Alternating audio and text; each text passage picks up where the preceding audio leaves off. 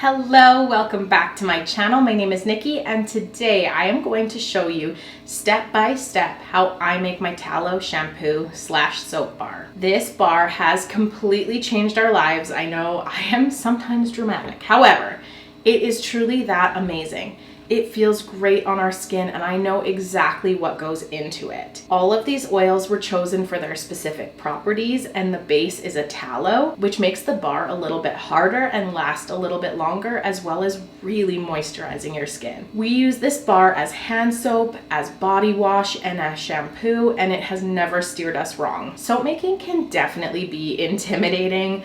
I completely understand whenever you're working with something as caustic as lye, but if you take the proper precautions, it is not actually that difficult. So I'm going to walk you through step by step so you can follow along with me and feel confident and successful, as soap making is one of the ways that you can utilize your tallow along with eating it, of course. That way you are using every part of the animal, which I believe is a foundational piece of homesteading.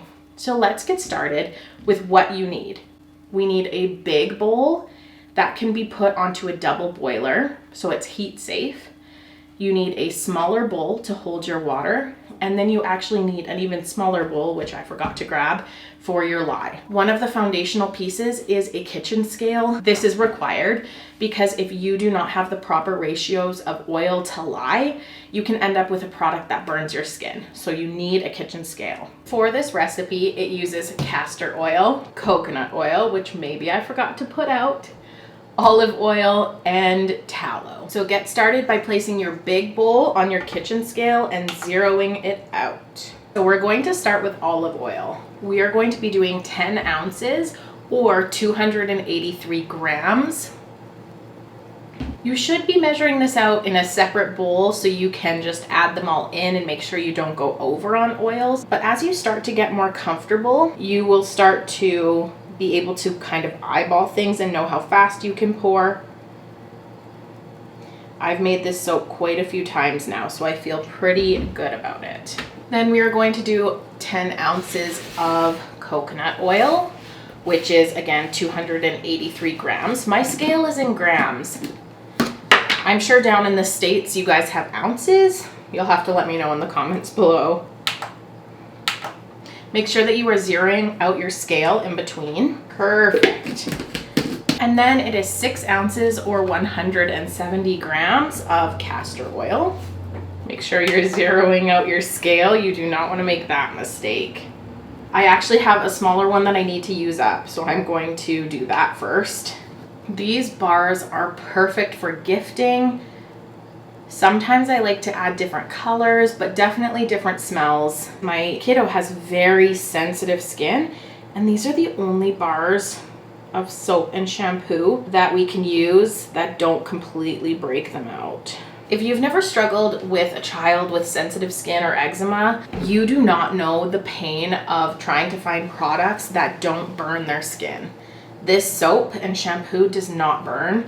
However, if you get it in your eyes, it still stings like a normal soap. Zeroing out your scale again. The tallow should be quite soft and scoopable.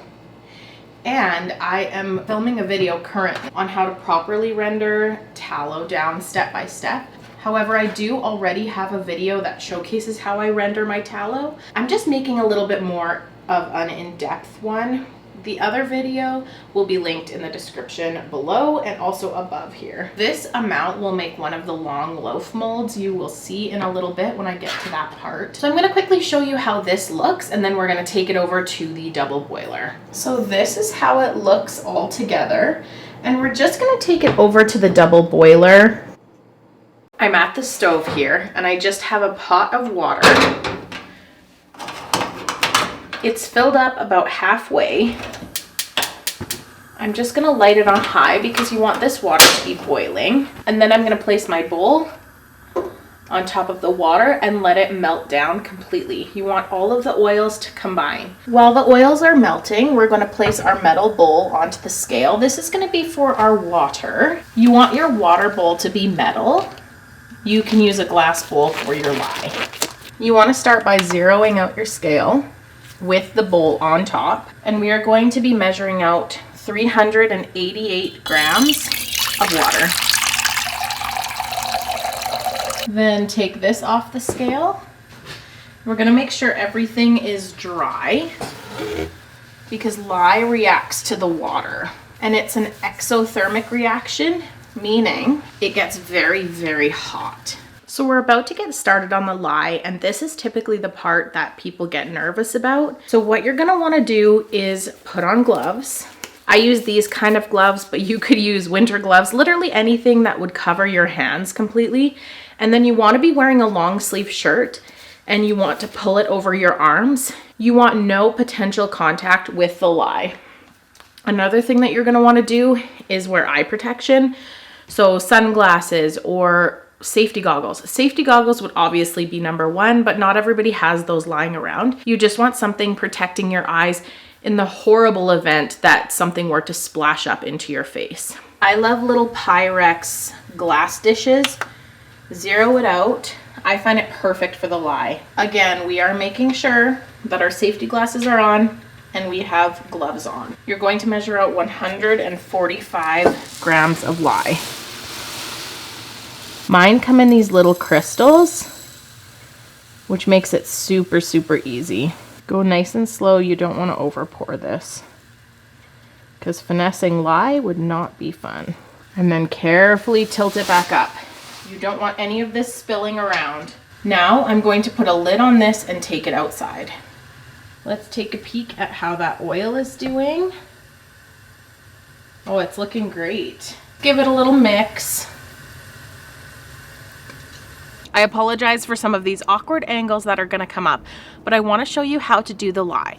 First things first, it goes without saying, children, pets, keep them far away while you're doing this part. All of my body is covered, so if there's any splashback, which there shouldn't be if you're super careful, but I am completely protected. We'll move over to the lye and to the water, and I will show you exactly how to do this. Another thing to keep in mind is that you don't want to breathe it in. It comes out with a lot of fumes, so that's why we're outside, where it's nice and breezy and beautiful. And let's start doing this together. We are going to be mixing the lye into the water. We never want to mix the water into the lye. So we have our bowl of water, and we're going to slowly pour while we're mixing.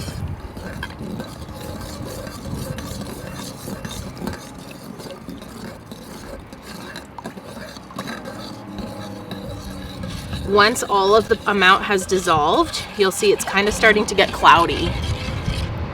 You can add a little bit more. You can actually feel the heat coming off of this. It gets very, very hot.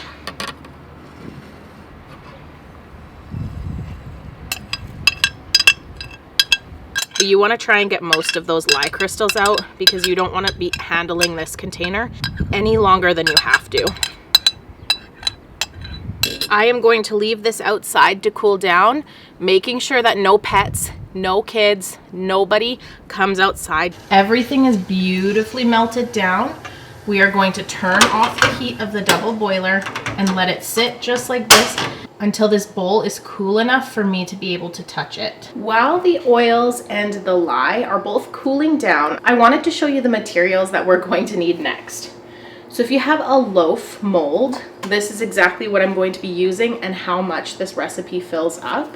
You need an immersion blender. If you don't have an immersion blender, this would take you so long to reach what is called trace. Trace is when your batter reaches the consistency of pudding. So it's kind of thick, but also thin like pudding. I'll show you what I mean when we actually get to that part, but get your immersion blender ready to go.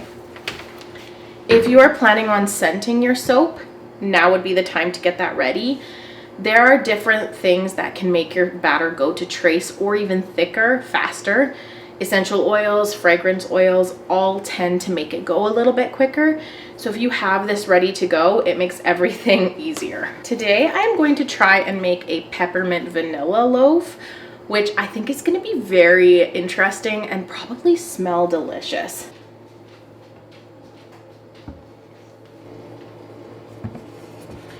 Okay, we've got our lye and we've got our oils. Both of them are still warm, but they're not hot to the touch anymore. So what we're going to do is we're going to put our immersion blender into the oils. We are going to blend it up, and as we're blending, we are going to be pouring in the lye mixture, nice and slowly.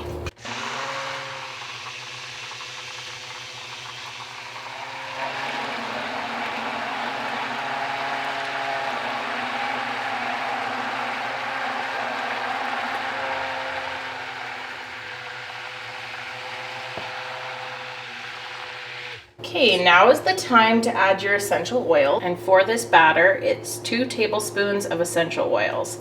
This is the mint and the vanilla.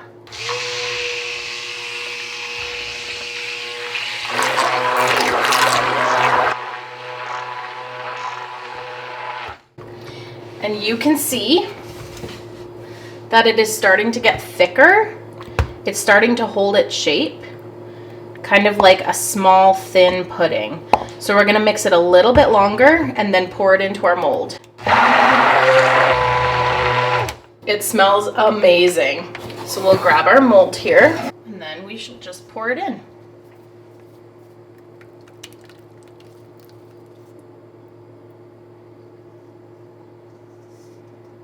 So this has not had a chance to saponify yet, which means combining the oils and the lye together to make the soap.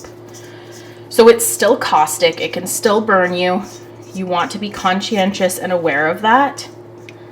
So we're not touching this, we're still wearing our eye protection and our gloves. You can see it's kind of jello-like. If there's any that's kind of going off of the edges, you can just fix that. And then what you're gonna wanna do is give it just a little bit, because you don't want this to be splashing up at you, but you want to get it in all of the nooks and crannies. Once it has hardened just a hair, we have not been sitting on this for very long, but we can do some fancy little designs on the top. We'll see if it'll hold its shape, and if it won't, we'll have to wait a couple more minutes.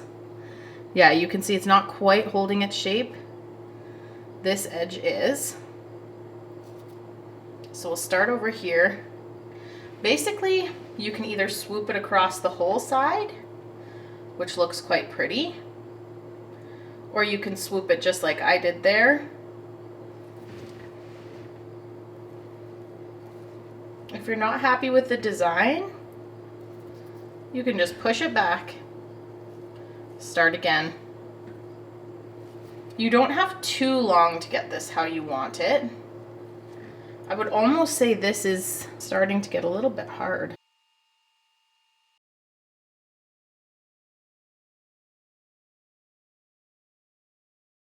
There we go. We are going to set this off to the side, and that is going to harden overnight, just on the counter like this. I have let the soap sit for an entire 24 hours, and now it is time to cut it up.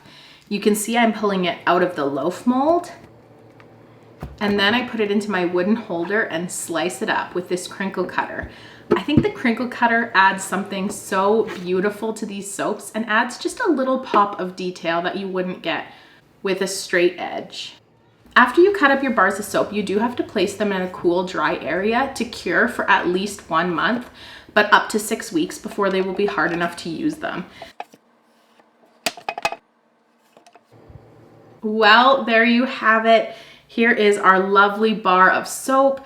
I think they are so special. I think it looks like ice. I really like them.